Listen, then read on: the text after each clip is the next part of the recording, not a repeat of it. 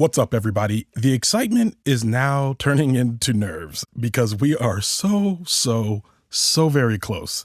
Only 3 weeks away from the Leaving the Theater live show on February 11th at the Miracle Theater in Washington, D.C. The theme is Love on Screen, and we'll have a night of comedy, storytelling, and discussions of love in all of its forms in television and film. Tickets are currently on sale, and the link to them and details about the night are available in our show notes. And don't forget, there's a 50% discount on live show tickets that's available for members of the Patreon. And that's available until we sell out of tickets. I've posted that discount code in Patreon. So if you've been looking for another reason to become a patron, you should join us. And the link to join is also in our show notes. And now we have annual subscriptions available on Patreon, which gives you an automatic 10% discount. So if you're on the fence about joining, consider this a little bit of a push. All right, let's get to today's review, which is covering Glass Onion, a Knives Out mystery. I'm Ronald Young Jr., and I'm on the couch.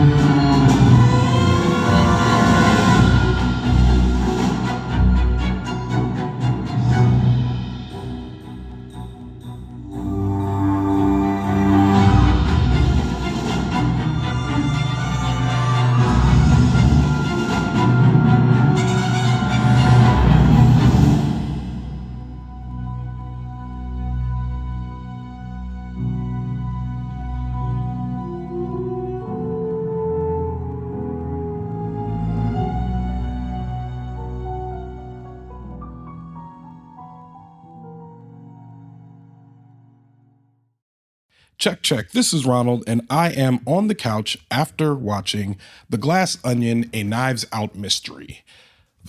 Actually, it's not The Glass Onion, it's just Glass Onion, a Knives Out mystery. Written and directed by Rian Johnson, starring Daniel Craig, Ed Norton, Janelle Monae, Katheryn Hahn, Leslie Odom Jr., Kate Hudson, Dave Bautista, and for a complete cast listing, check out the link in our show notes. All right, so this film is the second in, I guess, what would be considered an anthology series of Knives Out. The first one being Knives Out, which I believe came out a few years ago. I want to say it was pre-pandemic, so it might have been 2018 or 2019. I do not know right off the top of my head, but it starred its own all-star cast, but mainly Daniel Craig as Benoit Blanc, who is solving a mystery of this family who basically were trying to steal the wealth from their oldest patriarch of the family. And I believe that was played by, I'm drawing a blank on his name, but he replaced Kevin Spacey in a film recently. One of you is yelling it out right now. So just, yes, you got it. So we bring back Benoit Blanc to solve a new murder mystery, this time with a billionaire and his tightly knit circle of friends that he invites to his island paradise at a place called the Glass Onion, which is dedicated to kind of where he met his original group of friends who's coming to visit with him. And he builds this replica Glass Onion, and there's a mystery, and there's boxes and puzzles to get them all there. And they get there, and of course, there is shenanigans afoot. Now, this movie did a limited theater run. I think it was in theaters for a couple of weeks, and it had a budget of $40 million. It made $15 million in the theater, which is pretty good for a limited run release. And then it was immediately dropped on Netflix a couple weeks later, December 23rd, where it is right now. If you want to watch it, that's where it is. This movie is very, very good. It's a movie. Mystery movies always, I think one of the things that make them amazing is that mystery movies should make you want to watch them. They should make you want to watch closer and try to figure out what's going on, because a good mystery movie is going to put all the clues for you in plain sight. And I think the feat of a mystery movie is that when they review all of their clues, they indicate to you that everything that you had to solve the crime is right in front of you if you were paying closer attention, which means upon a second viewing, if I were to watch Glass Onion again, I should be able to see, oh. It's kind of like watching The Sixth Sense or Tenet, or there's a bunch of other kind of mystery movies, or even something like Inception, where if you go back and you watch it again, all of the things that made no sense because you're hearing them for the first time all make sense again. And this movie is ironclad in that right. Of course, we are all waiting to get to the portion of the movie where the detective solves the case. And how is that going to be? And this movie really makes you work for that, because I want to say about halfway through, I remember it's one of those things where, you know, kind of when you watch Law and Order, about 30 minutes, about if they solve the case too quick, like 15 minutes in, you're like, wait a minute. There's got to be more. And then there's a twist, and it's not this guy, it's this other guy, and blah, blah, blah.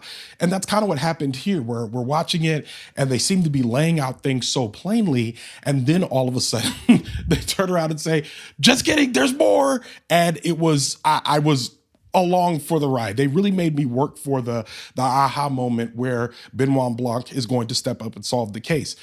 It's funny because normally that type of predictability would make me leery of watching a movie like this. It'd be like, oh, they're just going to go and solve it. But the truth is, I love movies like that. I love Ocean's 11, where I know at some point they're going to go back and say, were you watching closely? And then force me to basically rewatch the movie from a different perspective and then pick up all of these clues that I got. And this movie is chock full of that, and it's so enjoyable. Like, I'm sitting on the couch watching this, and I'm trying to debate within myself if I would have had as good a time in the movies. And I've been saying this a lot, but if I have to put a coat on, then I feel like I feel differently. The standards for the movie I'm about to watch feel different. And I think this might have held up for me in theaters, to be honest, because I mean, it just, you know, I don't have my phone. I'm sitting there. I have to be drawn in. And I'm just, the questions in my mind keep raising. I'm looking at stuff in the background, trying to examine what's happening. And doing that from the comfort of my home certainly makes the movie better. But I think I also could have done that in a theater, which is amazing. This movie is very funny. It has a lot. It is loaded up with jokes. One from the way that Daniel Craig's Benoit Blanc interacts with everybody else. Very charming, very charming character. Also very funny in the way that he interacts with folks. You know, doing his neat party tricks over and over again, but in a way that's very charming and showing that he's always the smartest one in the room. There's a joke in there where someone mentions that he's probably really good at Clue, and he kind of goes on a diatribe about how stupid Clue is as a game. Which is, and I remember I took a note saying, of course Benoit Blanc hates Clue. Like, of course, that 100% makes sense. There's a Serena Williams cameo in here that is like, you don't even know it's a cameo until it starts to happen. And then when you realize like that you're kind of in this, you know, the world that we're set in revolves around this kind of Elon Musk adjacent figure, some luminary with a lot of money who just wants to, air quotes, change the world and leave his mark and leave his legacy and be mentioned in the same breath as the Mona Lisa. And set in this universe, this guy is still a person who is just looking for the validation from other people. He just constantly seeks validation, constantly wants attention, constantly wants people to say, oh my God, you're so cool. You did this, you did that. You're so cool. Oh my God. And he does that. Edward Norton plays this character by dropping names after names just casually over and over again. At one point, he calls Anderson Cooper the Coops. There's so many lines in there. At one point, he assigns everyone to the rooms of the chakras that he most closely associated them with. At one point, he uses the phrase, my puzzle guy barely got the 5 puzzles done in time, and he apprenticed with Ricky Jay. It's just how he's casually dropping these, and it's so casually douchey. Like, it's watching it, you immediately say, oh yeah, I know this guy. Even if it's not Elon Musk, you obviously know who this guy is the minute you see him show up on screen. So Very, very enjoyable movie to watch. And at one point, it felt like it became more of a justice mystery, which I always appreciate. This movie made me forgive Janelle Monae for doing Antebellum, which is a movie I absolutely hated. And I was like, I don't think I'll ever see her in a movie again. That'll be it.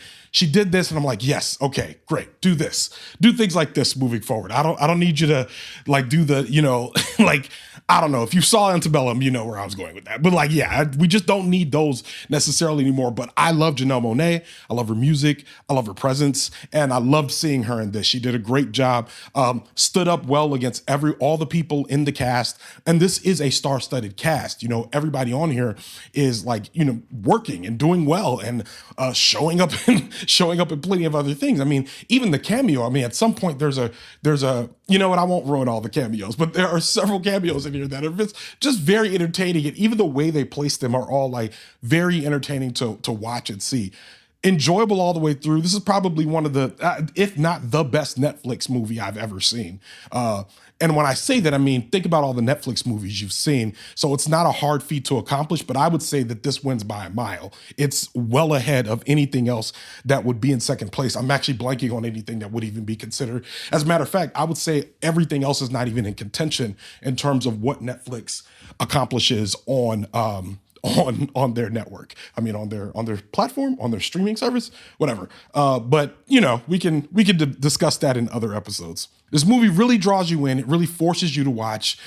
Just enjoyable from beginning and really tightly done, even though it's in a runtime of 2 hours and 19 minutes. I struggled to think of something that this movie needed to cut. I will say that I think the ending, while satisfying, was not as satisfying as I think it could have been. But it's not to say that it makes the movie any less enjoyable. I was just like, when I got to the end, I was just like, nah, okay. All right, that's cool. But I still enjoyed the journey and I would watch this again. With that being said, I mean, I think up until then, I was looking at this and actually interrogating myself and saying, am I about to do a 5-star movie? Am I about to say this is a 5-star movie? But when I got close to the end, I had to shake myself a little bit more. And I'm like, I think that this is a 4.5-star movie. It is fantastic. I would recommend it to most people. If you like mysteries, it's great. If you want to see everyone playing together, having a good time, just great, enjoyable to watch. Check it out. It's on Netflix right now. So yeah, really enjoyed it. And with that, Leaving the Theater is a production of Oh It's Big Ron Studios. Thomas Tyra of Bias Studios mixes the show. Thank you, Tom. Show art from Heather Wilder. Theme music by the mysterious Breakmaster Cylinder. For more information about Glass Onion, a Knives Out mystery, check out our show notes. You can follow me on Twitter, Instagram, and TikTok at Oh It's Big Ron. That's at OHITSBIGRON. You can find out more about this show and other Oh It's Big Ron Studios shows by following us on Instagram at Oh It's Big Ron Studios and on Twitter at Oh It's Big Ron Stew. That's STEW. Leaving the Theater will be back soon, but until then, I'll be here on the couch.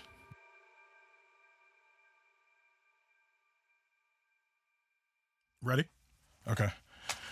Glass onion. Patrons. Man, gotta do that breath control on this one.